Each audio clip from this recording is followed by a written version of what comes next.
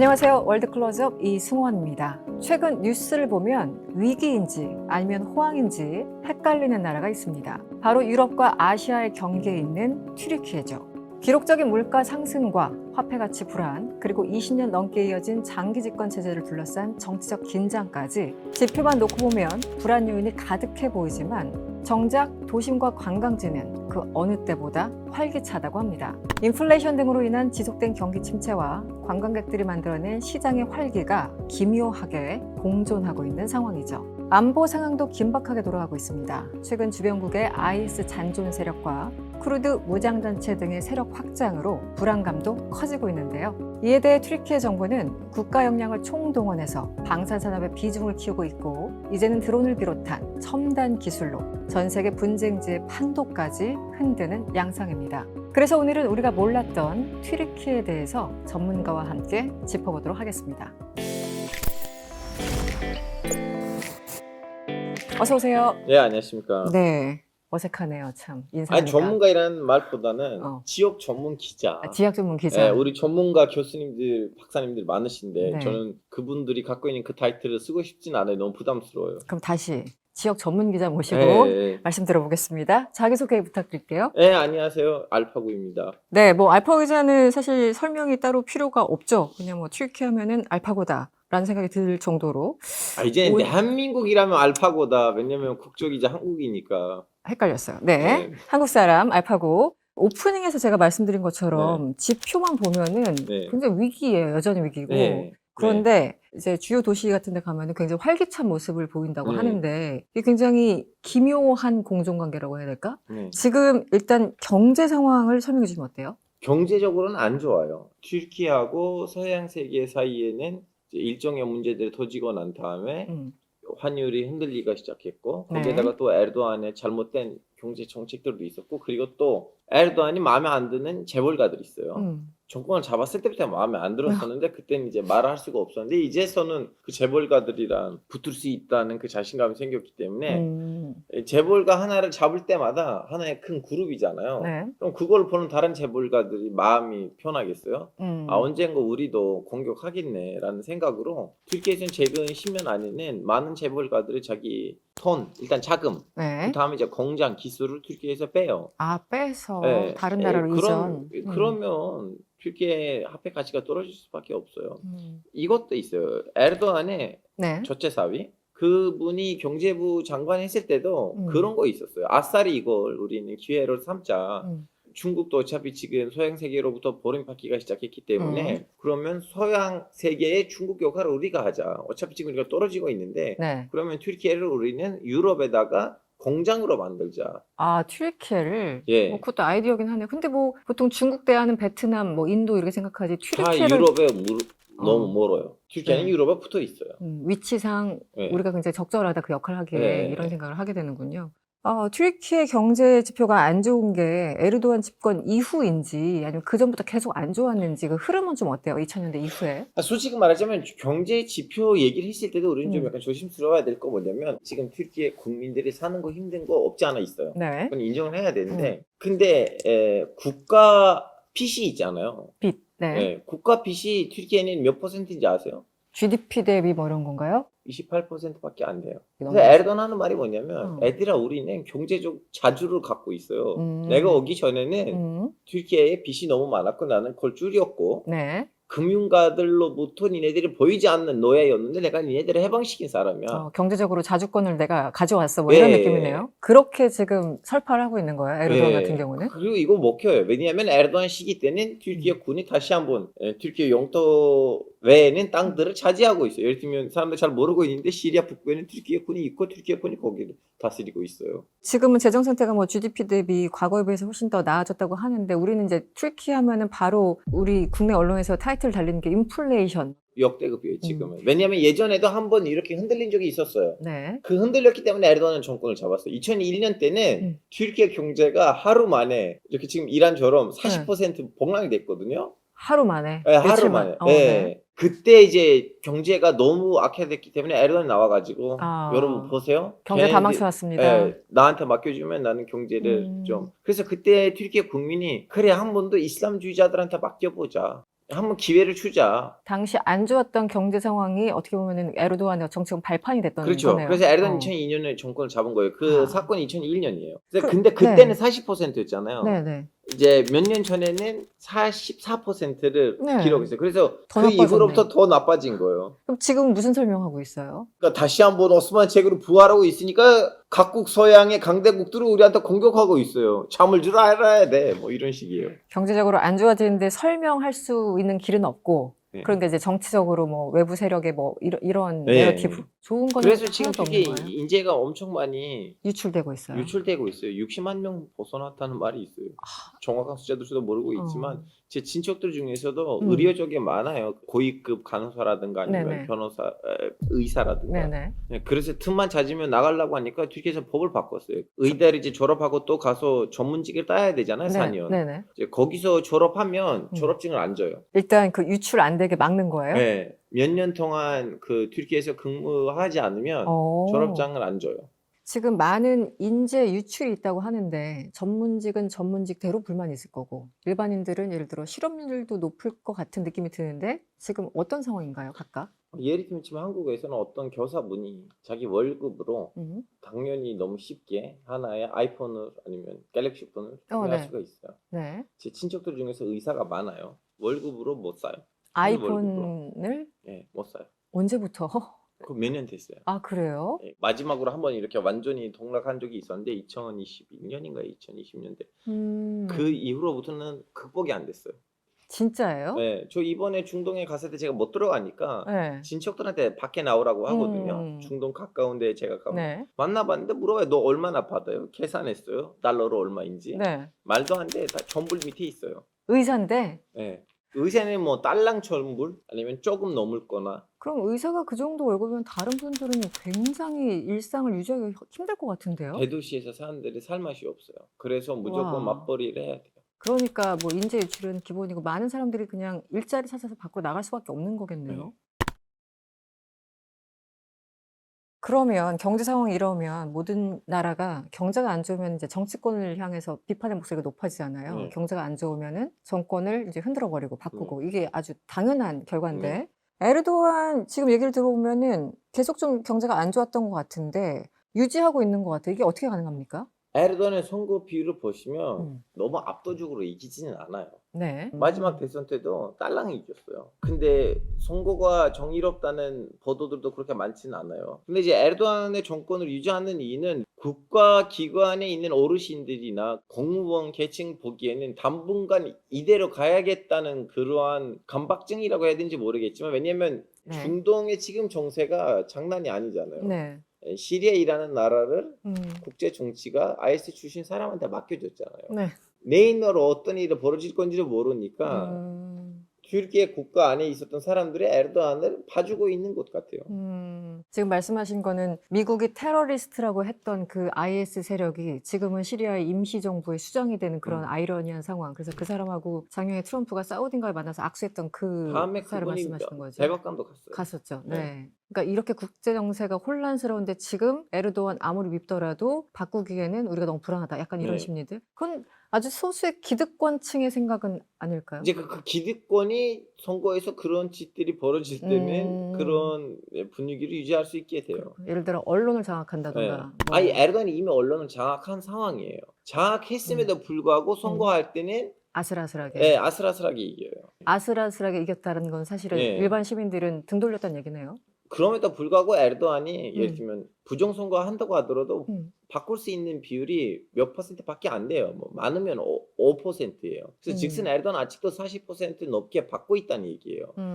튀르키예 국민이 아직도 40% 높은 비율이 에르도안을 지도자로 보고 싶어요. 그 40% 덕분에 에르도안이 지금 그 자리를 유지하고 있어요. 그런데 예를 들면 지난해 11월에 그 제일 야당 지도자에 대해서 140개가 넘는 혐의로 기소를 했고 무려 2,400 이거 맞아요? 2,430년을 구형한 거 맞아요? 에르도안이 그동안 보수의 유일한 지도자 되려고 했거든요. 그래서 보수 세력에서 진짜 괜찮은 지도자가 나오면 가서 딜을 했어요. 우리 보수가 분열되면 안 돼. 네. 내가 어느 정도 이렇게 해내는 거 있는데 그래서 너 내 정권에 대한 이 비판들을 마소 우리 집 안에서 해. 그래서 내가 너한테 국회의장 자리를 줄게. 그래서 보수 단결을 해왔어요 그동안. 그리고 이제는 보수 측에서 더 이상 사람 안 나오잖아요. 이번에 진보 측에서 사람들이 나와요. 나올 때마다 또 에르도안이 톤으로 아니면 자리로 다 포섭해가지고. 보섭을 했는데 네. 근데 이번 이스탄불 시장이 네. 보섭이 안 된 사람이에요. 그리고 이 사람이 진보 정당에 있지만 가족이 보수 쪽이에요. 그리고 이름에도 보수적인 이름들이 있어요. 이마모르이라는 말이 뭐냐면 이맘의 아들이라는 말이에요. 이맘도 신학자이잖아요. 그래서 에르도안 보기에는 딜이 안 돼요? 당근을 줬는데 안 들어오네? 그러면 채찍으로 때려야지 이거예요. 그래서 2,400명이 넘는 구형을 진짜 했다고요? 네. 아니 어느 정도 일이 문제냐면 네. 이제 감옥에다가 집어 던지려고 그 사람의 대학교 졸업장을 취소하려고 했거든요. 근데 단독 한 명의 취소하면 안 되잖아요. 네. 키프로스에서 튀르키예 이스탄불 대학교를 편입을 했어요. 네. 그해 편입했던 모든 학생들의 이제 졸업증을 다 취소했기 때문에 튀르키예에서 유명한 교수가 있어요. 네. 그분도 그때 편입하셨던 분이었기 때문에 같이 취소됐어요? 그분도 취소됐는데 그러면 그분으로부터 이제 지도 교수로서 이제 박사 과정을 했던 사람들은 어떻게 대학교 쪽에 문제가 많아요. 그 사건 때문에. 그거는 복수예요. 왜냐면 에르도안 그 사람 에르도안은 그걸로 비판했어요. 당신 대통령이라면 대학교 졸업증 어디세요? 에르도안의 대학교 졸업증이 아직도 미스테리예요. 뭐 고졸로 나와 있습니까? 아니 말로는 대학교 졸업을 했는데 보여줬던 그 대학교 졸업증 자료가 그 실제 이게 공식 자료인지 확인이 안 된다고요? 네, 확인 안 돼요. 아니 예를 들면 대학교 졸업을 했으면 자기 동창이 있을 거 아니에요. 그럼요. 그러고 같이 공부했다. 같은 반 친구였다. 유일하게 한 명 나왔어요. 그 사람도 이스라엘에 있어요. 그 사람 말고는 나 에르도안이랑 같이 대학교 다녔다는 사람 없어요. 그래서 그것을 제일 많이 입에 담아가지고 에르도안을 공격했던 사람이 이스탄불 시장이었어요. 그런 상황이 있었군요. 이 애인이 눈에는 눈이에요. 2014년부터 그때 이제 내각제 상태에서 에르도안이었고, 2018년부터 대통령제에서 이제 에르도안 대통령이잖아요. 에르도안이 2003년부터 국무총리인데 정권을 잡은 건 2002년이에요. 2002년부터. 네, 이거 1년에는 그림자 지도자였어요. 왜냐하면 선거권이 없었어요. 선거권이 없어요? 네, 에르도안이 그때는 정치 보험 상태에서 당 대표였기 때문에 국회의원으로도 출범하지 못했고 그 튀르키예 군이 에르도안을 잡은 상황이었는데 에르도안이 자기 출마하지 못한 채 자기 정당을 이제 밀어줬는데 정당이 압도적으로 국회를 장악했어요. 그래서 모든 법을 자기가 맞게끔 그때 한 차례 바꿔버리고 그 다음에 사면 복권 이런 거네요. 네, 그런 것들을 다 자기한테 해주고 다음에 이제 2003년 때는 어떤 보궐선거 때 국회의원으로 나와가지고 그때부터 이제 실질적으로 국무총리로서 2018년까지 국무총리로 잡았다가 다음에 이제 그거 됐죠. 대통령제, 그러니까 법을 바꿔서 2018년부터 대통령제 하에서 대통령이 된 거네요. 2014년까지는 국무총리, 2014년부터 2018년까지는 대통령이지만 힘이 아직도 국무총리에 있었어요. 그래서 처음에는 국무총리에다가 외교부 장관을 앉혔는데 외교부 장관도 너무나 만만치 않고 교수 출신이고 좀 야심이 있기 때문에 에르도안 보기에는 안 되겠다. 그래가지고 그 사람을 실각시키고 야 이런 짜고 치고 고스톱 왜 하냐? 아싸리 뭐 헌법 바꾸자. 국무총리 의미 없고 국무총리를 없애버리고 그냥 대통령제로 가자 해가지고 2017년인가 18년인가 정확히 년도를 기억하지 못하지만 그때부터는 대통령제로 갔어요. 그래서 어쨌든 2018년부터 대통령제 하에 에르도안이 대통령직을 수행하기 시작했다 뭐 이렇게 나오더라고요. 아니 그런데 사실은 우리가 맨날 푸틴만 욕했지 저 지금 한 26년째 뭐 집권하고 있는 푸틴 뭐 이렇게 욕을 했었는데 지금 보니까 만만치 않네요 이 사람도. 이제 푸틴을 우리가 사실 욕하면 튀르키예를 더 많이 욕해야 되는 이유가 뭐냐면 러시아 사회는 민주주의를 체험해 본 적이 없어요. 튀르키예만큼. 그냥 짜르 황제였다가 다음에 공산화 됐다가 다음에 이제 90년대 이후로부터 민주화를 살짝 했고 근데 튀르키예는 아니야. 일단은 공화국을 선포했지만 처음에 이제 케말 파샤가 이제 1인 강력한 지도자로서 갔다가 병 때문에 일찍 돌아가셨어요. 그래서 우리는 케말 파샤가 사실 독재자인지 아니면 자기 국민을 사랑하는 지도자인지를 평가할 수 있는 시기가 없었거든요. 너무 짧아가지고. 짧았어요. 이제 그 이후로도 케말 파샤의 친구가 이제 그 자리에 앉았지만 초기에는 그분이 진짜 강력한 독재에 가까운 일들을 했지만 근데 이제 소련의 위협을 느꼈기 때문에 튀르키예는 미국으로부터 보호를 받아야 돼. 왜냐하면 소련을 혼자서 감당할 수가 없어서. 그래서 미국이 미안하지만 우리는 독재 국가들이 안 놀아. 그러면 튀르키예는 그러면 짜고 치고 고스톱 하는 식으로도 뭐 민주화해도 되냐 했더니 그것도 괜찮아 해가지고 그 단일 종den제 상황에서 공화당 안에 있는 일부 사람들이 밖에 나가가지고 민주당으로 만들었고, 네. 그래서 그 민주당이 정권을 잡아주고 그런 식으로 튀르키예 나토에 들어가고 미국의 동맹국이 됐어요. 형식적인 민주주의 시스템을 도입을 했군요. 어쨌든. 예, 네. 겉으로 봤을 형식적으로. 때. 예. 네. 그래서 한 50년부터 60년대까지는 좀 약간 형식적이었는데, 근데 60년대 이후로부터는 그렇게 에르도안까지는 진짜 민주주의를 튀르키예 사람들은 즐겨봤어요. 그렇군요. 예. 네. 근데 그 이후로부터 다시 민주주의가 지금 대보되는 중이죠. 푸틴 혹은 이제 러시아 같은 경우는 민주주의 시스템을 제대로 작동하거나 실현해 본 적은 없지만 네. 튀르키예 같은 경우는 어느 정도 성숙한 단계까지 올라갔다가 에르도안 때부터 그냥 폭삭 망했다. 네. 그러니까 이런 개념으로 네. 이해를 해서 오히려 비판받을 지점은 더 있을지도 모른다. 이런 네. 얘기를 하시는 거네요. 네. 아니 그런데 또 이런 얘기가 있더라고요. 지금 대통령제로 5년 재선까지 가능하다. 총 10년인데 법에 조기 대선을 치르면 현직 대통령이 다시 후보로 나설 수 있다. 네. 이런 게 규정이 있어서 네. 원래대로 하면 2028년에 해야 되는데 그 전에 조기 대선에서 에르도안이 세 번째 또 나갈 것이다. 이런 네. 얘기가 있거든요. 맞아요. 실제 가능한 얘기예요? 방금 뭐라 그런 그러신 것들 거지? 묻지 마세요. 이제 더 이상 에르도안 푸틴한테는 무슨 법이 이런 법이 있어 하지 말아야지 이런 사람들 아니라니까 이 사람들. 죄송합니다. 네. 그러면은 아니 시나리오가 자기의 어떤 정치적인 예를 들어 아들이랄까 뭐 정치적 친구랄까 누구를 대신 내세우는 시나리오도 있고 그건 이제 해봤잖아요. 예전에 버니 대통령 됐을 때 국무총리 자리에다가 외교부 장관을 앉혔는데 뭐야, 외교부 장관이 예상치 않은 일들 하네? 나한테 안 물어보네? 메드베데브하고 푸틴 그렇게가 안 되는구나. 거기 있었던 합의 여기 없었기 때문에 에르도안밖에 안 되겠다. 완전히 꽉 잡아야 돼. 알보 기자가 보기에는 에르도안은 당연히 조기 선거를 해서 세 번째 나갈 것이다. 지난번에 대선 네. 때는 대선에 나오기 전에 기자들이랑 회담하다가 쓰러졌어요.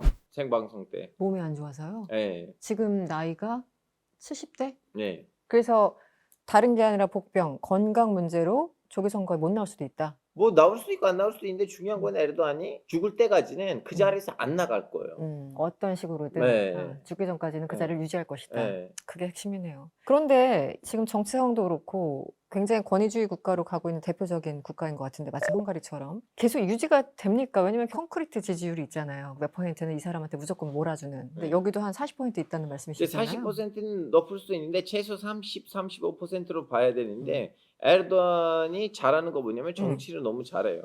그래요? 이 사람이 정치하고 선거의 달인이에요. 일단은 선거를 무조건 자기 반대파가 선거를 안 할 시기 때 해요. 왜냐면 에르도안을 지지 않았던 사람들은 튀르키예 엘리트들이에요. 좀 약간 네네. 잘 사는 좀 외국 문화에다가 어느 정도 오픈돼 있는 오픈 마인드 사람들이에요. 그래서 에르도안이 그분들이 주로 이제 휴가 나갈 때쯤 해요. 선거를? 예. 그러면 그 사람들 투표 안 할 거고 네. 그리고 감시단들도 잘 없을 거고. 네. 그 사람들이 열심히 현역인 시절에 하면 뭐 예를 들면 3월, 4월 뻔한 그 수를 알면서도 또 이분들은 휴가 떠나고 이런 겁니까? 이제 그래서 지난 선거 때는 떠나지 말라는 운동이 있었고 선거 제도가 좀 바뀌었거든요. 결선제를 넘어갔는데 에르도안이 다음 후보에 비해서 한 1% 앞서가 있어서 그렇게 많지는 않았어요. 그리고 두 번째는 제가 말씀드리려고 했었는데 이제 선거 말고도 이 사람이 정치 일종의 체스잖아요. 네. 튀르키예는 한국처럼 이렇게 그냥 단순히 진보 보수 있는 나라가 아니에요. 네. 그 정치 인용 공동체들이 몇 개 있어요. 이제 세속주의자들이 있고 완전히 민족주의자들, 우리는 덜골 제국으로 다시 부활해야 된다는 사람들. 그 정도까지. 그리고 쿠르드 애들이 있고 사회주의자들이 있고 종교주의자들이 있고 좀 약간 세력이 다양한데 에르도안이 언제 누구랑 손을 잡고 누구랑 손을 버려야 되는지를 잘 계산을 한 사람이니까 이때까지 동맹들을 잘해왔기 때문에 정권을 유지해왔어요. 연정을 이제 때에 따라서 예. 이쪽과도 손잡고 저쪽과도 손잡고 예. 하는 그래서 정치적인 감각이 굉장히 뛰어난 사람이다. 네, 엄청 뛰어난 사람이에요. 지금 제가 대략 찾아봤는데 작년 현재 튀르키예 보니까 지금 에르도안이 있는 데가 정의개발당? 네, 네. AKP 그리고 MHP가 민족주의 행동당이라고 해서 얘네들이 이제 연정하고 있는 이런 상태. 이 사람들이 지금 다수당을 차지하고 있는 건가요? 불과 몇 년 전에는 MHP하고 AKP 서로 상역을 하고 있었어요. 그래요? 대놓고. 그러다가 이제 같이 합친 거예요? 네. 그럼 이 민족주의 행동당은 말 그대로 이름에 써 있네요. 근데 민족주의 그 과거 뭐 터키의 뭐 영광을 되찾자 약간 뭐 이런 거예요? 과거 튀르키예는 언제 지금 오스만 제국을 말하느냐, 덜골 제국을 말하느냐. 오스만 아니었어요? 오스만 아니에요. 오스만에 이슬람이 들어가 있고 어느 정도 중동에 있는 우리 아랍 형제들까지 계산을 해야 되는데 이 사람들은 아니에요. 덜골. 우리는 이슬람 천에도 훌륭한 민족이었고 우리는 중앙아시아 애들이란 손을 잡아야 돼. 카자흐스탄, 투르크메니스탄. 그래서 둘이 손을 잡았구나. 네. 이민족주의 행동당과.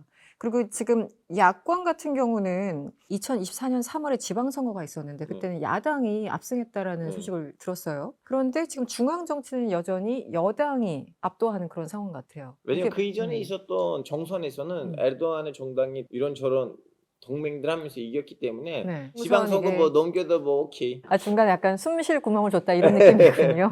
아니 우리도 선거 이제 하다 보면은 대선 결과 그대로 따라가는 지선이 있는가 하면 중간 선거처럼 심판으로 예를 들어서 야당이 압승하는 결과가 있는데 약간 이런 느낌이네요. 2024년에는 어찌됐든 야당이 승리했고 지금은 어쨌든 여당이 꽉 잡고 있고 이런 상황. 또 하나는 안보 문제 관련해서 튀르키예 얘기가 은근히 많이 나와요. 네. 그러니까는 그 우크라이나 전쟁 이후에도 뭐 이렇게 중재 역할을 한다던가 어디서 평화 뭐 협상안을 논의한다 하면은 튀르키예가 종종 나오더라고요. 도대체 이 튀르키예는 약간 뭐라 그럴까 안보상의 본인들의 정체성을 어떻게 생각하고 있나요? 나토인 거는 분명한데 그 안에서 약간 좀 튀는 느낌? 에르도안이 대통령제가 선포되고 난 다음에 대통령이 됐잖아요. 제일 먼저 만나는 정상이 누구인지 기억하세요?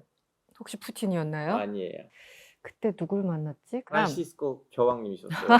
왜 그런지 아세요? 네. 은근히 본인이 네. 현대 로마 제국의 황제라는 거를 보여주는 거예요. 그게 그렇게 연결이 돼요? 네. 에르도안이 그 얘기를 해요. 우리는 그동안 개말 파샤한테 감사한데 우리나라를 연합군으로부터 독립시켜줘서. 근데 우리는 불과 몇백 년 전에는 가서 로마까지 먹어가지고 로마 제국을 우리는 부활하려고 하는 사람들의 후손들인데 네. 우리는 덴마크, 뭐 노르웨이 같은 이런 나라가 될 수가 없다. 그래서 여러분 내가 니네들 다시 한번 지역적인, 민족적인, 종교적인 영광을 다시 돌려주겠다는 식으로 나왔던 사람이에요.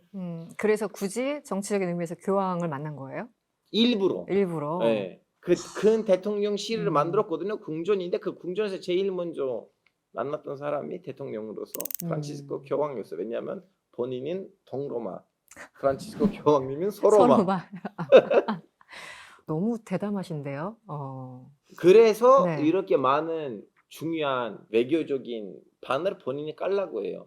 그럼 예전 아시다시피 곡물 문제가 터질 때는 네네. 러시아에서 곡물 나와야 되는데 그건 이제 에르도안이 가서 푸틴이랑 얘기하고 제레스키랑 얘기하고 해결했고. 배는 보내야 될 거 아니냐. 네. 우리 먹고 살아야 되는데. 네. 그리고 이번 또 가자 협상 때도 트럼프랑 똑같은 자리에 앉아가지고 뭐 다른 아랍 국가들을 부르고. 시리아 문제는 계속 이제 해결됐다는 표현을 쓰면 안 될 것 같고 어쨌든 이제 아사드 정권이 축출당해서 아사드가 지금 러시아로 도망갔나요? 그게 벌써 작년 일이죠. 그래서 테러리스트라고 했던 그 사람이 지금 임시정부의 수장으로 있고 굉장히 복잡한 상황인데 어쨌든 이 시리아의 모든 정치적인 상황 뒤에 튀르키예가 상당한 영향을 미쳤다 이런 얘기도 있거든요. 맞아요. 실제 어떻습니까? 아니 그 반정부 무장 단체들이 다 튀르키예에서 교육을 받았고 튀르키예는 그 공급망이었거든요. 네. 뭐 더 이상 말할 필요가 없잖아요. 그리고 정권이 교체되자마자 그 아흐메드 알샤라가 시리아 다마스커스 들어가자마자 제일 먼저 누가 와서 방문했어요? 튀르키예.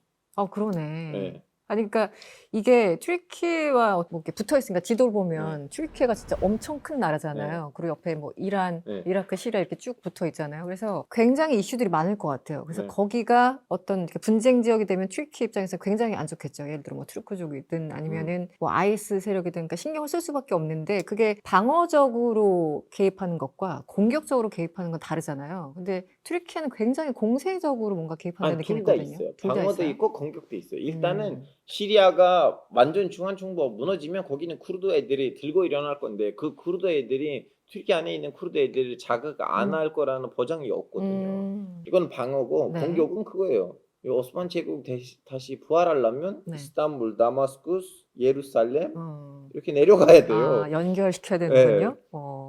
그러니까 큰 꿈이 있다 보니까 때로는 그 공격적인 개입주의가 나오고. 저 이거 나의 에피소드 아니고 에르도안이 얘기했어요. 그 시리아 내전 도중에는 여러분 내년에 우리 다마스쿠스에서 금요일 예배를 한다. 이거는 대놓고 얘기했어요? 에이 우리 땅이 되겠다 이 얘기를 하고 있었는데 뭐.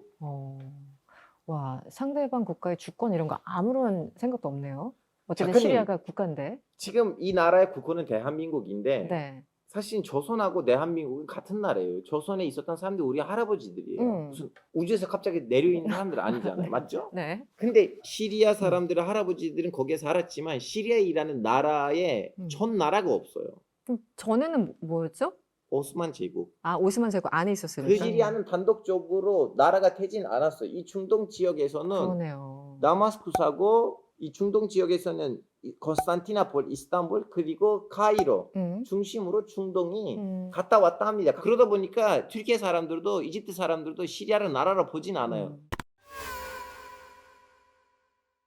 이 안보 얘기를 계속 하고 있는데 이제 주변국들도 신경 써야 되고 오스만 제국의 영광도 찾아야 되고 뭐 여러 가지 이제 안보에 신경 쓸 수밖에 없는 상황인데 그러다 보니까 무기 이런 쪽에 신경을 좀 많이 썼는지 무기 수출이 굉장히 좀 늘어나고 있다고 하는데 실제 그렇습니까? 어때요? 네, 많이 늘어났고 튀르키예는 예전에 이렇게 많이 무기를 파는 나라가 아니었는데 특히 드론 산업으로 많이 팔아요. 드론하고 이제 케이난으로 가서 좀 바꿔가지고 본인도 팔기도 하는데 네. 그리고 또 칸이라는 전투기도 있어요. 근데 물론 그건 이제 엔진이 미국으로부터 받아야 돼요. 그러니까 결론적으로 최근에 와서 좀 수출을 많이 하는데 근데 오버할 수준이 아니에요. 왜냐면 대한민국의 절반이에요. 아니 제가 궁금했던 게 단순히 무기 수출 양이 많다고 해서 그것도 물론 하나의 시그널이 되지만 어쨌든 한국 같은 경우는 이제 2000년대 초반부터 해가지고 뭐 방위청 설립하고 그때부터 국방력을 강건하기 위해서 굉장히 노력을 해왔잖아요. 그래서 이제 지금 우리 무기가 굉장히 가성비 좋은 그래서 수출을 많이 하게 되는데 튀르키예도 같은 맥락인가 궁금해서요. 여러 가지가 있어요. 튀르키예는 자기 동맹국들한테 그렇게 믿지 못하고 있어요. 아, 동맹국들을 못 믿으니까 네, 동맹국들이 그리스한테 더 좋은 거 주고 튀르키예한테 덜 좋은 거를 주니까 뭐야? 그럼 우리 거를 우리가 해야지. 이런 일들이 벌어져다 보니까 튀르키예는 그러면 오케이. 우리 이제 개발해서 하자. 그래서 에르도안이 자기 사위를 그쪽으로 키웠어요. 마지막 막내 사위를. 아, 막내 사위가 MIT 출신인데 이 사람이 드론 개발의 중심에 있는 사람이다.